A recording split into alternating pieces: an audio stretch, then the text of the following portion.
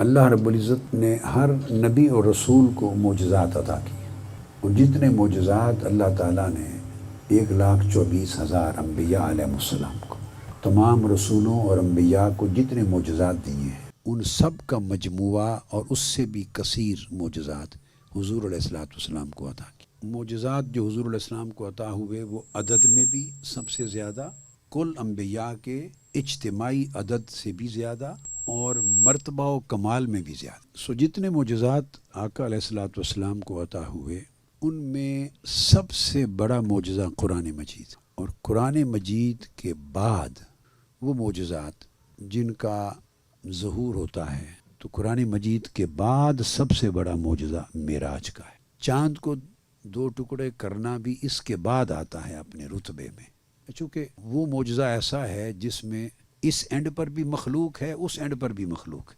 آقا علیہ السلام کی انگلی ہے، کفار نے مطالبہ کیا ہے اور انگلی سے چاند کا سینہ چیر دیا ہے، تو وہ معجزہ سارا عالم خلق میں ظہور پذیر، عالم خلق میں۔ اور معراج ایک ایسا معجزہ ہے جو عالم خلق سے بھی ماورا اور عالم امر سے بھی ماورا، عالم مکان سے بھی اوپر اور عالم لا مکان سے بھی اوپر صادر ہوا، اور ایک اینڈ پر آقا علیہ السلام ہے اور دوسرے اینڈ پر خود رب ذوالجلال ہے، اور اللہ کے حضور علیہ السلام کا پیش ہونا اور اللہ کا دیدار کرنا اور اللہ کے کلام کو سننا اور اپنا ہدیہ اور نیاز پیش کرنا اور اللہ سے تحفہ وصول کر، یہ معجزہ قرآن مجید کے بعد سب سے بڑا۔ اب یہ معجزہ چونکہ سب سے بڑا ہے، تو اس میں جو تحفہ دیا گیا امت کے لیے وہ بھی تحائف میں سب سے بڑا تحفہ، جس بارگاہ میں گئے ہیں آقا علیہ السلام وہ بھی سب سے بڑی بارگاہ۔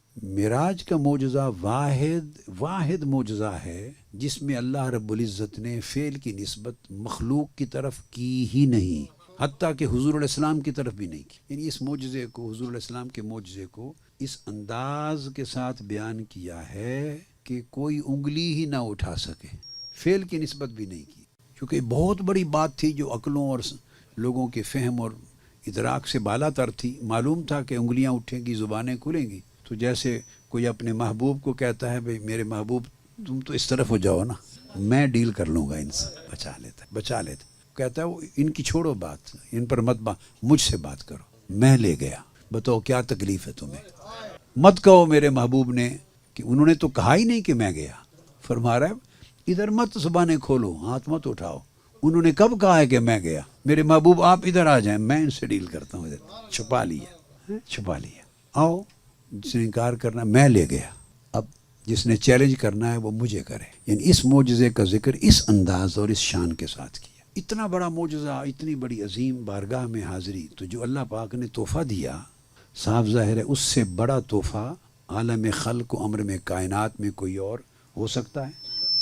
نہیں ہوتا۔ محبوب حقیقی اللہ وہ تحفہ دے اور ہمارے محبوب آقا علیہ السلام وہ تحفہ لے آئیں اور ہمیں دیں اور ہم اس کو قبول نہ کریں، تو بولیے ہمارا حال کیا ہوگا؟ یہ تھی نصیحت جو سمجھانا چاہتا۔ اللہ پاک وہ تحفہ اس بارگاہ سے بھیجے اور آقا علیہ السلام وہ تحفہ لے کر آئیں سب سے بڑے معجزے میں، اور امت کو عطا کریں، اور ہم اس کو پریکٹیکلی ایکسیپٹ نہ کریں، اپنی لائف میں انفورس نہ کریں، تو اس سے بڑی بھی ناقدری کوئی ہوگی، اور آقا علیہ السلام کے ساتھ اس سے بڑی کوئی بے وفائی ہوگی، اور اللہ کے ساتھ بے وفائی ہوگی۔ سو اس معراج کی رات، اور وہ تحفہ کیا ہے؟ وہ نماز کا تحفہ۔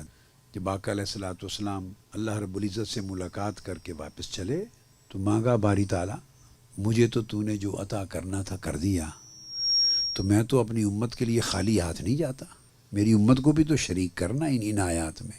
اور یہ طے شدہ بات ہے کہ جو نعمت اللہ پاک حضور علیہ السلام پر فرماتے، اس نعمت کا حصہ آقا علیہ السلام کی طرف سے امت کو ملتا۔ کوئی نعمت ایسی نہیں جو اللہ نے آقا علیہ السلام کو عطا فرمائی ہو اور اس کا حصہ امت کو نہ ملا۔ کوئی ایک نعمت ایسی نہیں جو اللہ نے آقا علیہ السلام کو دی اور اس کا حصہ امت کو نہ ملا۔ سو اسی طرح جب معراج کی رات آقا علیہ السلام چلے تو وہی اصول ہوا کہ آقا علیہ السلام کو ثم دنا فتدلی فکان قاب قوسین او ادنی کے مقام پر بٹھایا، اور ما زاغ البصر وما طغی کی شان دی، چہرہ اپنا دیدار کروایا۔ یعنی جو لوگوں کو نصیب ہوگا قیامت کے دن، جو ممکن ہوگا، وہ آقا علیہ السلام کو اسی حیات مبارکہ میں عطا کر دیا.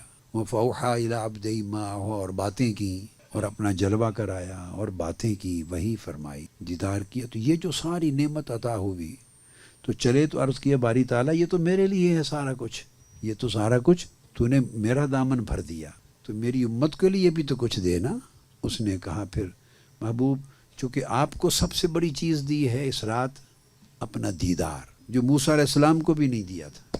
یہی وجہ ہے کہ جب پلٹے تو رستے میں موسیٰ علیہ السلام کو کھڑا کیا، وہ بار بار واپس جانے کے لیے چن کے 313 رسول ہیں اور 5 اولو العزم ہیں اور ابراہیم علیہ السلام جد الانبیاء ہیں، ان سب کو چھوڑ کے موسیٰ علیہ السلام کو چن کے کھڑا کیا تھا آقا علیہ السلام کی بارگاہ سے. کیوں؟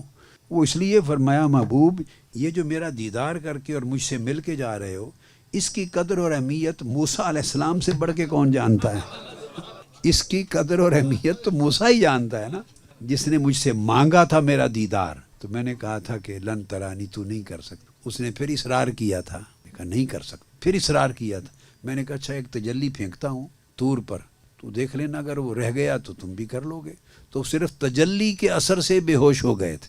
تو میرا دیدار میری ذات کا کرنا اور ما زاغ البصر وما طغیٰ، آنکھ جھپکے بغیر تکتے رہنا، اس کی قدر و منزلت موسیٰ علیہ السلام سے بڑھ کر کون جانتا ہے.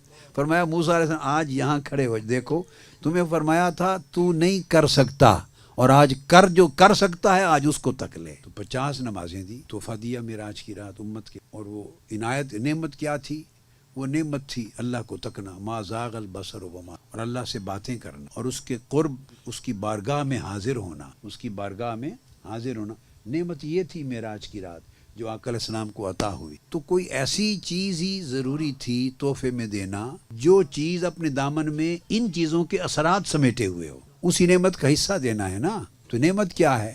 ثم دنا ہے، فتدلی ہے، قاب قوسین ہے او ادنا ہے. خدا کا قرب ہے، خدا کے حضور کی حاضری ہے، اللہ کا دیدار کرنا ہے اور اس سے کلام کرنا ہے اور اس کی میٹھی میٹھی باتوں کو سننا ہے اور آپس میں مکالمہ ہے اور اس کو تکنا ہے. نعمت تو یہ تھی. تو اب اس میں سے حصہ دینا تھا امت کو، اس نعمت میں سے حصہ دینا تھا. تو کوئی ایسی چیز ہی دینا ضروری تھی جس چیز کے دامن میں یہ ساری جو نعمتیں ہیں اس کا حصہ شامل ہو. آپ سمجھ گئے بات کو؟ سارے آپ کی سمجھ آ رہی ہے؟ ایک ایسی چیز دینے کی ضرورت تھی جس میں یہ ساری چیزیں اکٹھی ایک پیکج میں آ جائیں اور اس کا حصہ، اس کی جھلک، ریفلیکشن اکٹھی ہو جائے. تو اللہ رب العزت نے فرمایا کہ ایسی چیز دیتا ہوں محبوب کہ جو کچھ آج رات تمہیں تمہاری شان کے لائق ملا ہے، اب اس میں سے ہر نعمت کا حصہ تمہاری امت کی حیثیت کے مطابق اس کے اندر سارا ڈال دیا ہے.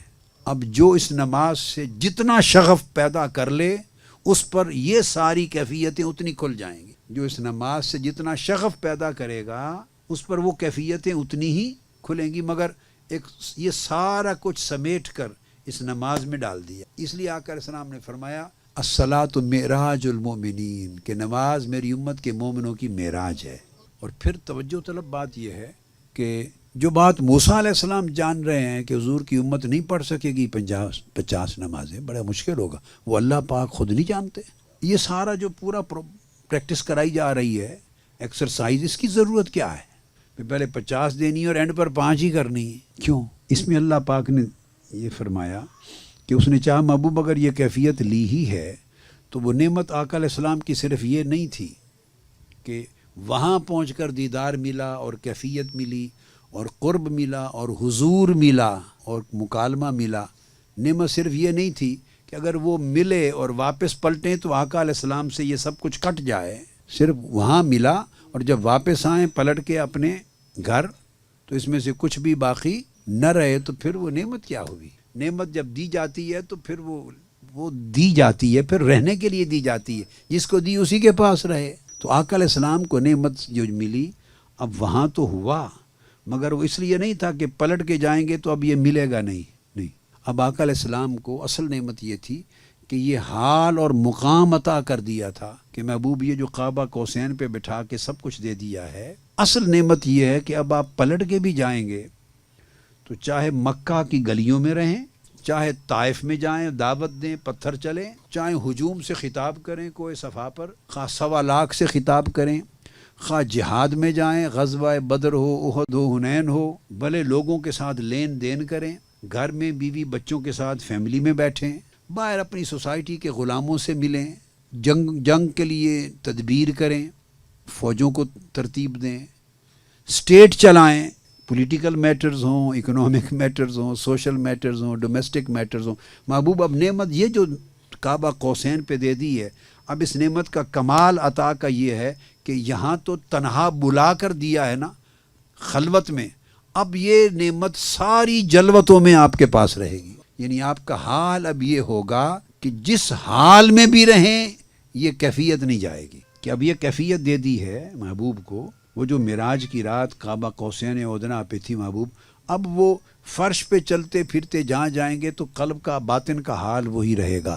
یعنی اب آپ کے قلب کو ثم دنا فتدلی فکان قاب قوسین بنا دی، قلب اطہر کو کعبہ قوسین بنا دیا، روح کو او ادنا بنا دیا ہے، اور آپ کے اندر کے حال کو ما زاغ البصر و ما طغی بنا دیا ہے۔ اب آپ جدھر گھومیں پھریں، جن لوگوں میں بیٹھیں اٹھیں، مزاح کریں صحابہ سے، اور جنگوں کریں، غصے میں ہوں، خوشی میں ہوں، جس حال میں، جو بچوں کے ساتھ پیار کریں، ازواج مطہرات کے حلقے میں بیٹھیں ان کی باتیں کریں، جس حال میں ہو محبوب، اب یہ کیفیت نہیں جائے گی آپ سے۔ تو حضور کا اس معراج کے بعد زندگی کا ہر لمحہ کعبہ قوسین ہو گیا۔ اب یہ جو دائمی کیفیت عطا کر دی تو اللہ پاک چاہتا تھا کہ چونکہ اس کا حصہ امت کو دینا ہے، تو یہ دائمی کیفیت چونکہ نماز میں ہے تو محبوب نے مانگا ہے تو ان کی امت بھی دائماً اس کیفیت میں رہے، تو اس نے 50 نمازیں دی کہ ہر وقت اس حال میں رہیں، ہر وقت اگر 50 پڑھنی پڑتی تو ہر وقت اس حال میں رہتے نا۔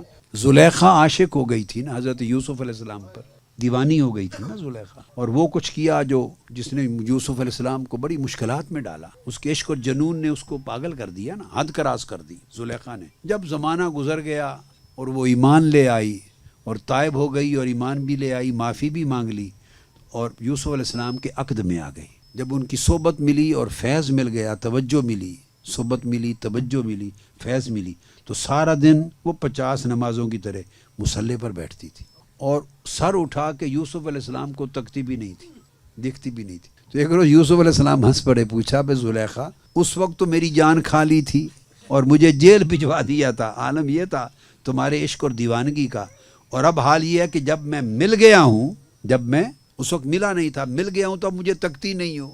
تو زلیخا نے جواب دیا کہ اب جب سے آپ ملے ہیں تو آپ نے کوئی اور ملا دیا ہے، اب اس کو تکنے سے فرصت ملے تو کسی اور کو دیکھوں۔ تو 45 نمازیں معاف کر دیں اور 5 رہ گئیں۔ جب 5 رہ گئیں تو اللہ پاک نے فرمایا کہ میں اپنا فیصلہ بدلا نہیں کرتا، جو میں نے کہہ دیا وہ بدلا نہیں کرتا۔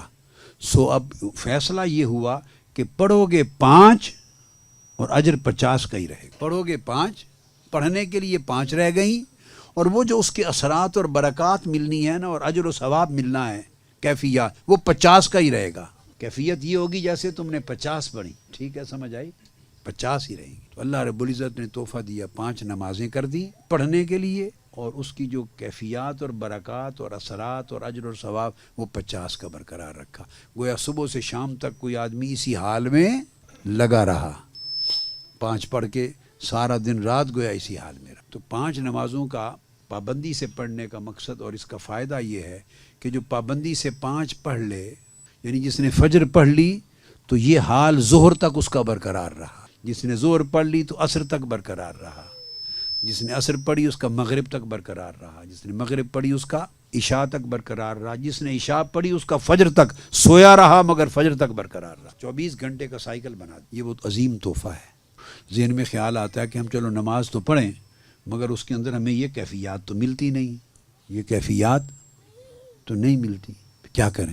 دیکھو بعض لوگ بینا ہوتے ہیں، بعض نابینا ہوتے ہیں۔ اگر کسی نابینا کو بھی بادشاہ کے دربار میں قرب حاصل ہو اور بادشاہ کے دربار میں کھڑا ہو، پھر بھی اس بیٹھا ہو ہمہ وقت، تو اس کے اور عام رعایا میں کتنا زمین آسمان کا فرق ہے۔ اگر اس کو نظر نہیں آتا تو بادشاہ کو تو نظر آ رہا ہے نا، اگر اس کی نظر اس پہ نہیں پڑ رہی تو اس کی نظر تو پڑ رہی ہے نا۔ تو اگر آپ کو کیفیت نہیں مل رہی کہ اس کو دیکھ سکو، پرواہ نہ کرو، اس حال میں مست رہو کہ مجھے میرا محبوب تک رہا ہے۔ تو عاشق اسی پر مر جاتا ہے، اسے کیا غرض اگر وہ محبوب کو نہیں دیکھ سکتا تو نہ صحیح، اگر اتنا یقین ہو جائے کہ میرا محبوب اس وقت مجھے دیکھ رہا ہے تو عاشق کو اور کیا چاہیے؟ تو نماز وہ کیفیت ہے کہ اگر آپ نہ دیکھ سکیں تو وہ لمحات ہوتے ہیں جس میں وہ خاص طور پہ نگاہ ڈالتا ہے، آپ کو تکتا ہے، تو اور کیا لیتے ہیں؟ بھلے آپ کو وہ کیفیت ملے یا نہ ملے مگر وہ تو تک رہا ہے نا۔